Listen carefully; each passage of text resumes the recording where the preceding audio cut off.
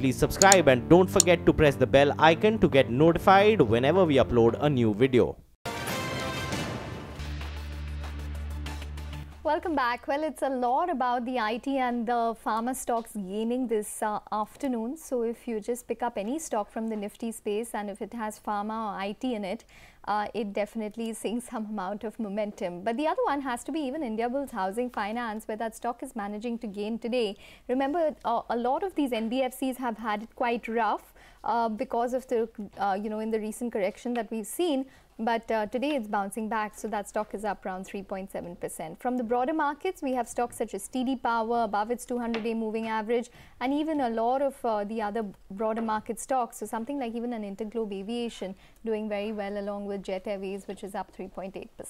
We have Ashwani Gujral and Rajat Bose joining in to discuss the technicals of the market now. Afternoon, gentlemen. Ashwani, I'm going to come to you first. Your 12:30 call. See, first of all, right now, I think Jet Airways is making another move on the upside. And generally, once a stock trades at the high for most of the day, it generally tends to have a second half breakout, which tends to lead it higher. The other stock I want to talk about is NIT Tech. This stock was subdued while the rest of the tech stocks moved higher. This is actually an outperformer, so chances are this could move up in the second half as well. So having said that, the other calls, Bharat Forge is a buy with a stop of 720, target of 765. Balkrishna Industries, maybe rubber prices have come off. That's a buy with a stop of 1090, target of 1150. And Sun TV is a buy with a stop of 950, target of 1020. Ashwani, I wanted to ask you about DLF. That's moving quite well. If you pull up an intraday chart, you'll see that one's doing quite well. I think just maybe around few trading sessions ago, it hit a low of around 203 rupees, but it corrected from 270 rupees. Is it looking good for more, Ashwani? Today you have to take things with a pinch of salt, because everything that got bashed up is now moving up. DLF 200 DMA is 205. So we can easily go up to 250 and the downtrend wouldn't have been violated. I think this is a rally in most stocks back towards their 20 DMAs, and some of them will hold on to that average, some of them will cross. So we need to figure out which ones are able to cross. But everything in the market is right now going through a pullback. Okay, all right. Okay, well, Rajat, what are you recommending now? I'm recommending 3 stocks, 2 of them from your sector, that is Pharma, and one is an automobile stock. To start with, the stock that I have in my personal portfolio, Biocon. I would put a stop loss below 607.50, short-term targets are 623 and 630. And Ajanta Pharma, it has started moving, and my feeling is that it is actually likely to cross for our 1400 levels. 1405 to about 1412 is the target, and put a stop loss below 1364. And finally, Ashok Leyland, it is about to post a new high once again. 138 and 139.5 are the 2 targets, and your stop loss should be 132.90. So all 3 are buys on a day when in Nifty 500 there are about 350 stocks on the upside and very few on the downside. Okay, all right. Thanks so much, Ashwani, as well as Rajat, for joining in and giving us those details. By the way, keep an eye on a couple of those calls. Bharat Forge, that stock now is up close to 6.5%. It's screaming away as we speak. Even Sun TV has moved to the high point of the day, and Jet Airways as well.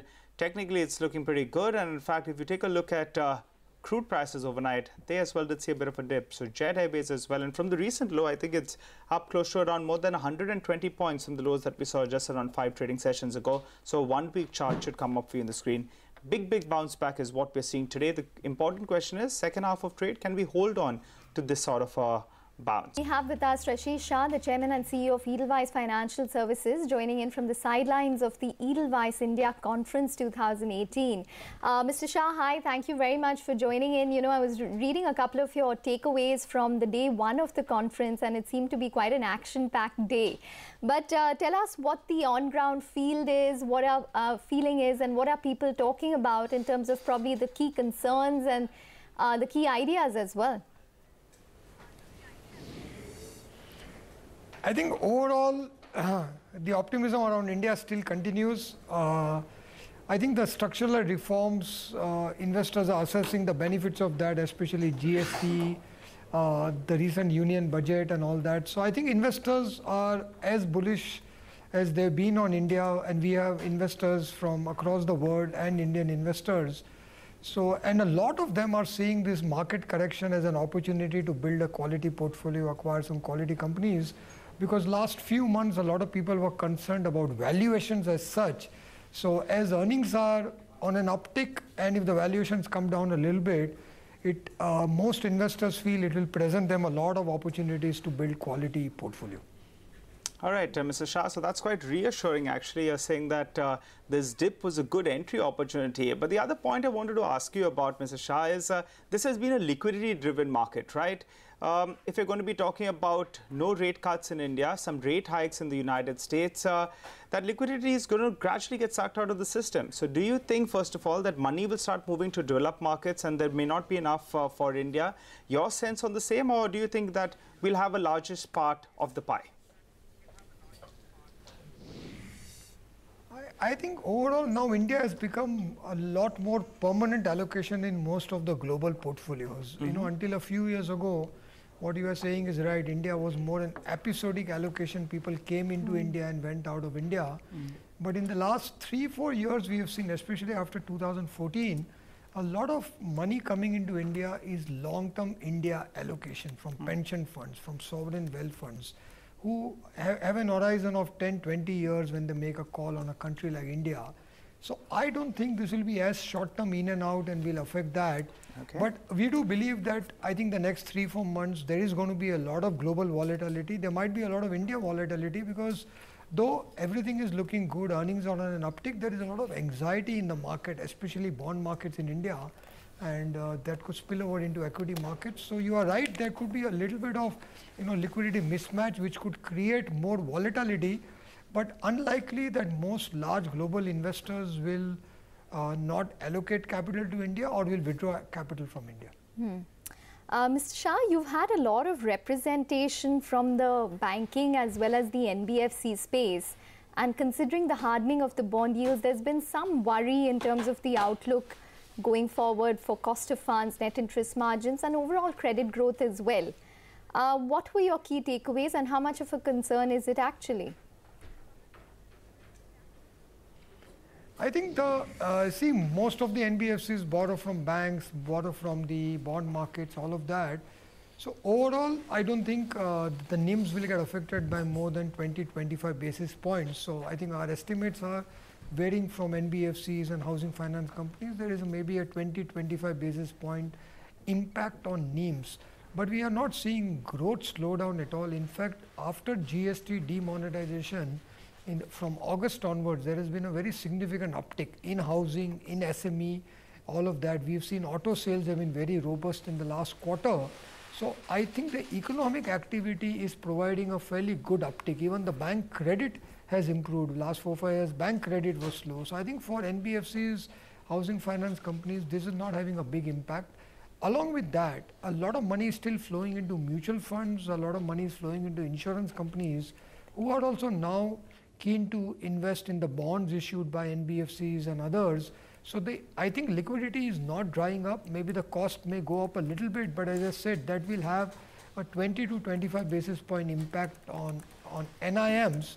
And overall, I think credit growth is not slowing down. In fact, now it is starting to pick up because we have absorbed demonetization, GST, and the economy is clearly on an uptick. All right, Mr. Shah, so you're saying that credit uptick will continue. Maybe NIMs could get compressed by 25 to 50 basis points, and you can live with that. So that's pretty good news. But what is the big risk then to our markets? You know, in the last 7 days, 10 days, suddenly people are talking about political risk. We're talking about the crude price spike. That's causing a bit of a risk. Maybe the fiscal deficit number won't look like the number that we had budgeted in the past. And this is supposed to be the big year for India. Earnings growth is likely to come about in FY19. Which, according to you, is the biggest risk? If you ask me for the biggest risk, I think it will have to be the oil price. But you know, the various things people are talking about, political risk, all this is just conversation, because every time there is a market correction, every time there is a fall, people try to attribute reasons for that. It's a good hobby to have. It's a good, parlor conversation on why the markets are falling and what's happening. I think the only real risk we have, because oil price impacts inflation, will impact current account deficit, all of that. And oil price, I think another $4-5 here and there, I don't think is a big impact. So I think the biggest thing to watch out for is oil price. But what has happened is, as I said, there is a lot of anxiety. There is a lot of anxiety, especially in the bond market, which has spilled over into the equity market from global anxiety and the Indian bond market anxiety. And I do feel that government and Reserve Bank of India should communicate more with the investors and markets and calm down the bond markets.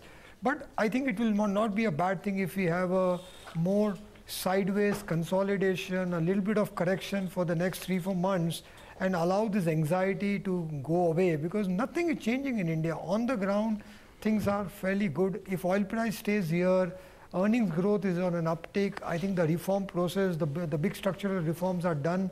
Now the execution starts, so hard work has been done. So overall, no big cause for concern, but you are absolutely right. There is a lot of anxiety, and part of the anxiety can go away with clear communication and commentary from RBI, government, all of that. Okay. All right, Mr. Shah, a lot of more questions, but we're going to wrap it up on that note. Thanks very much for joining in and taking us through all of the details with regards to the India Edelweiss conference which is taking place. But I just wanted to focus on Dr. Reddy's, because I think it's an important piece of information which is coming in one of their key drugs, which is Suboxone. And remember that the company, this is actually one of their most important drugs in their pipeline, which has been mired with regards to litigation. There's already a query that Dr. Reddy's was replying to on it, and they have won a case in a lower court with regards to this, but there is some amount of litigation which is basically going to determine the way forward. So I just want to know, who exactly has filed this lawsuit with regards to this particular lawsuit against Dr. Reddy's and Teva, because I'm sure the innovator would want to try and push any sort of generic or competition coming into the market for this. But nonetheless, important drug for Dr. Reddy's, and that's the reason you've seen the stock come off the day's high. It's down, it's up only around 1.8% as opposed to 3% before the news.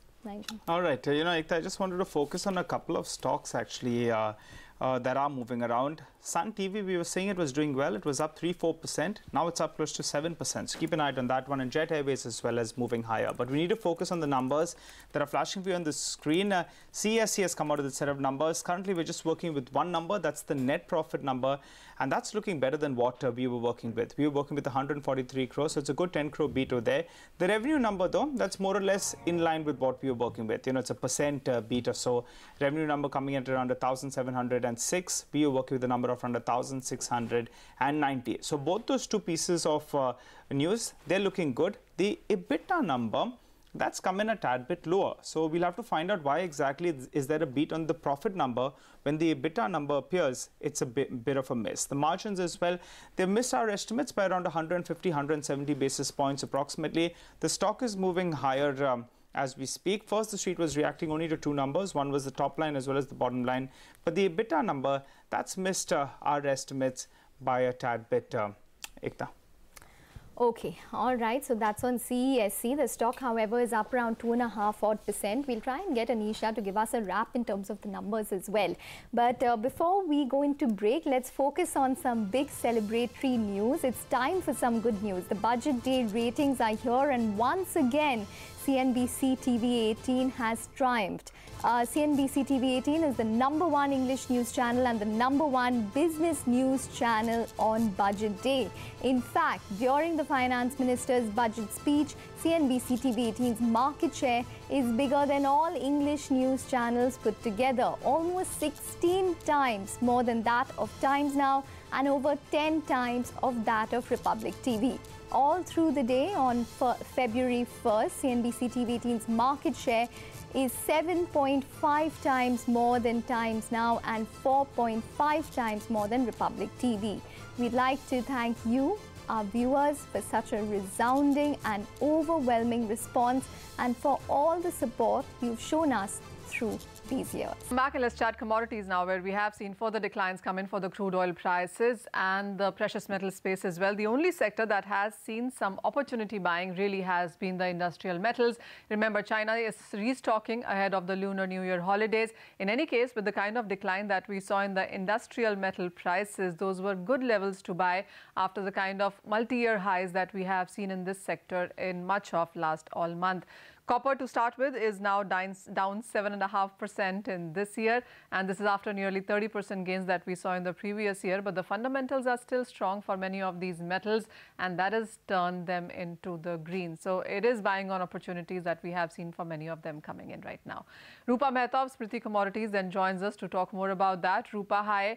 Let's begin with the industrial metals itself, and it has been quite a volatile trade that we have seen in last many days. What is your sense between copper, nickel, zinc, lead, all the four metals that have seen some opportunity buying right now? Which one are you betting on? Yeah, good afternoon, Manisha. As earlier you said, fundamentally, industrial metal is very bullish. Still proper booking we are seeing. So we are expecting zinc can perform very well from these levels, and we are expecting it may touch the level of 228 for coming weeks. So a trader can take a long position in zinc and copper as well. And nickel is also very positive, and we are expecting nickel can touch a level of 900 very soon. So a trader can take a long position at every dip. So we are very positive in base metals. I'm assuming you're not as positive when it comes to the precious metal space, Rupa, because what a decline is what we've seen in last couple of days from the kind of highs that we started this year with. The month of Feb clearly has led to a lot of profit taking. Yeah, definitely. The gold traded down in the global market. It has dropped to the lowest level of 1.5 months. And even after the sharp fall on yesterday, the sell-out still dominates. So indeed, the rise in the dollar has put pressure on prices in the global market and expectation of more U.S. interest rate hike this year.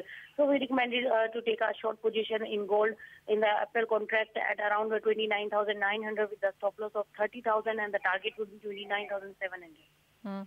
Rupa, assuming that this is wedding season in the Indian markets, do you see all these dips actually supporting the physical buying in the markets? No, right now there is no any indication to support. So gold can take the support from these levels because 30,000 is a very crucial level to sustain above for a gold to sustain above these levels. So selling pressure we are watching around the 30,000 level. So we are expecting prices can take around 29,500 to 29,000 level we can see. The Nifty is holding with good gains. We're holding comfortably above that 10,600 mark. But it's not just the Nifty.